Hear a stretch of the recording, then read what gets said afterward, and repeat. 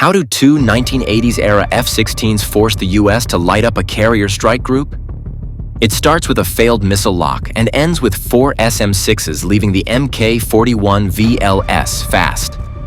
The Jason Dunham's crew watched range tick down, rules of engagement tighten, and support aircraft spool.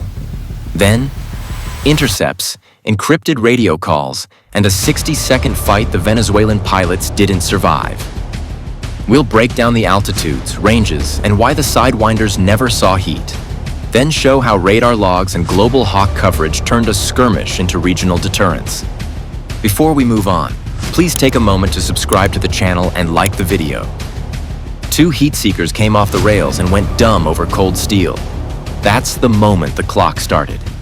2 Venezuelan F-16A Block 15 had pushed up to roughly 540 knots, stepping down in altitude and closing on a U.S. destroyer riding counter-narcotics duty in international waters.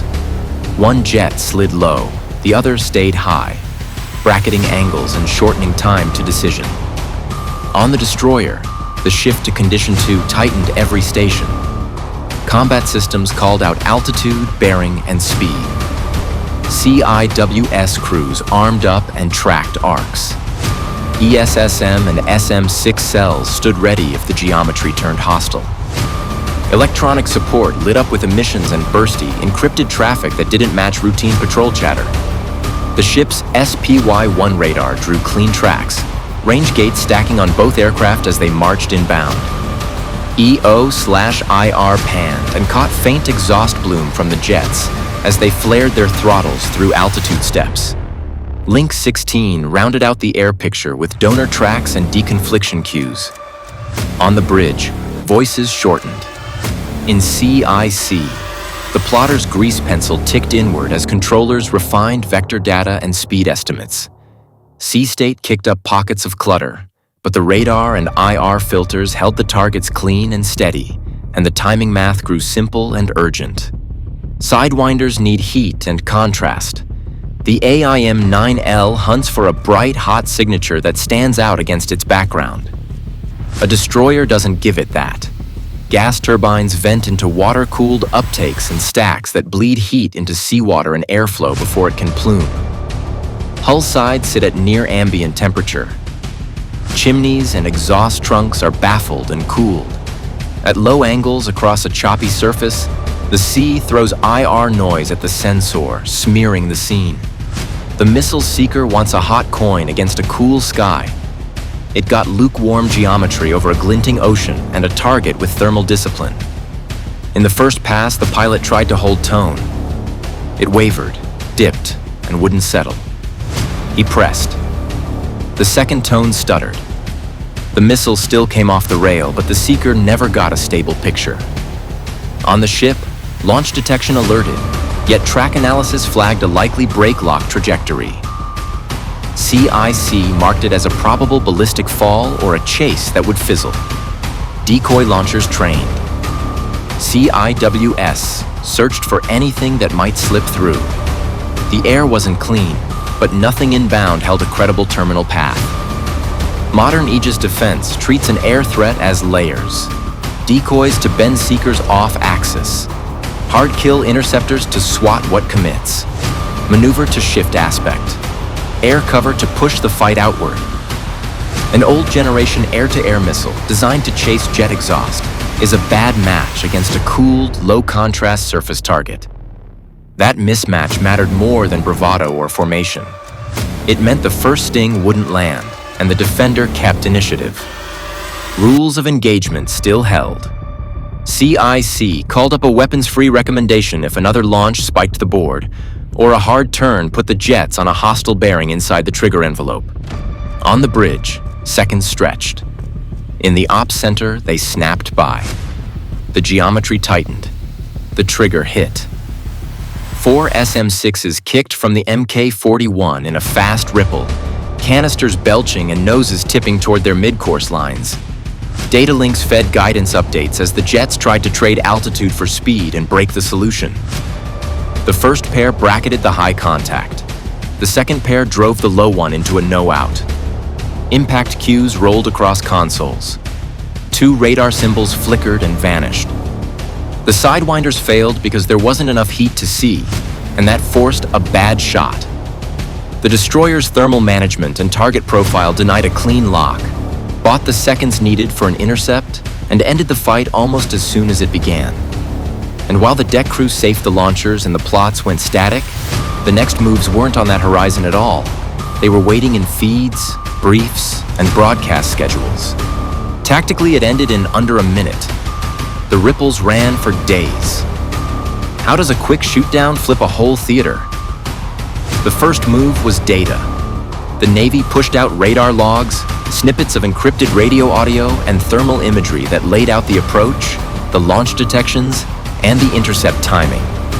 Every release hammered the same frame: lawful self-defense in international waters during counter-narcotics operations. Timestamps lined up with bearing lines. Thermal clips showed the jets stepping down.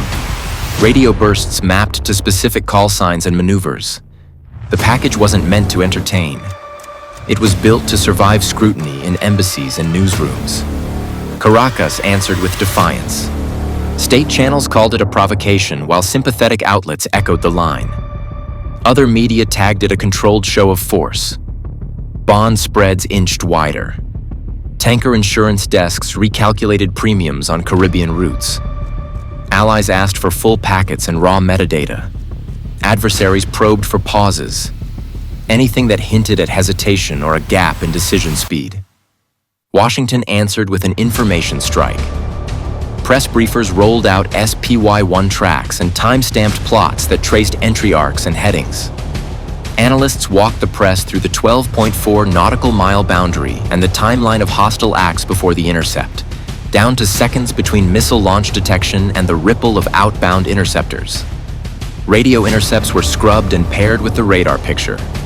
If you wanted to challenge the story, you had to argue with math, not adjectives. Force posture shifted in parallel. USS Gravely and USS Porter surged to box the incident area, bow numbers that signaled continuity of coverage. The carrier air wing from USS George H.W. Bush stretched combat air patrol windows, expanding the outer ring. P-8. Poseidons laced sonobuoys across choke points while their radars watched air and surface tracks. Global Hawks stitched high-altitude routes, pushing persistent ISR over suspected staging fields and maritime approaches. The message to operators on every net was simple. Anything that moves is seen sooner and held longer. Doctrine showed itself in the tempo. A limited attack yielded a disproportionate multi-domain response. Sea power moving in, air and space pouring data, and communications shaping the narrative to reset the risk calculus. Deterrence didn't wait for a summit. It arrived through rapid, layered escalation that left no seam between the tactical and the strategic. Overhead, an E-2 Hawkeye widened the net with long-range air search and control. Farther out, B-1Bs and B-52s ran presence patrols along corridors that tanker tracks extended hour by hour. On the surface, Coast Guard cutters throttled into drug trafficking lanes, boarding teams ready, radios hot. At the podium, officials tied interdiction maps to regional security, highlighting narco-terror links and the logistics lines that feed them. The result felt less like a single event and more like a campaign clicked into gear. Open sources added weight. Reuters flagged the Pentagon's emphasis on cartel connections and the counter-narcotics mission framing. Sky News tracked oil route risk and noted price bumps as insurers reassessed exposure. Allied capitals echoed support for stabilizing moves, even as OPEC members discussed supply concerns in side rooms. The through line held. The legal case ran alongside the operational picture. So what did the F-16 crews aim to do? Maybe test resolve, maybe complicate interdictions, maybe feed a propaganda cycle with a near-ship pass and a noisy launch. The result landed differently. They triggered an evidence-backed response that arrived with radar plots, radio packets, and a carrier-backed line of steel. A brief tactical exchange became a strategic mobilization with more sensors, more hulls, and tighter airspace control. A short-range missile couldn't find heat, and that small failure ignited something larger. Modern deterrence turns on response. The Sidewinders' miss mattered less than what followed. A layered ship, fast decisions, and proof that escalation speed sets the rules. That's the signal other actors heard.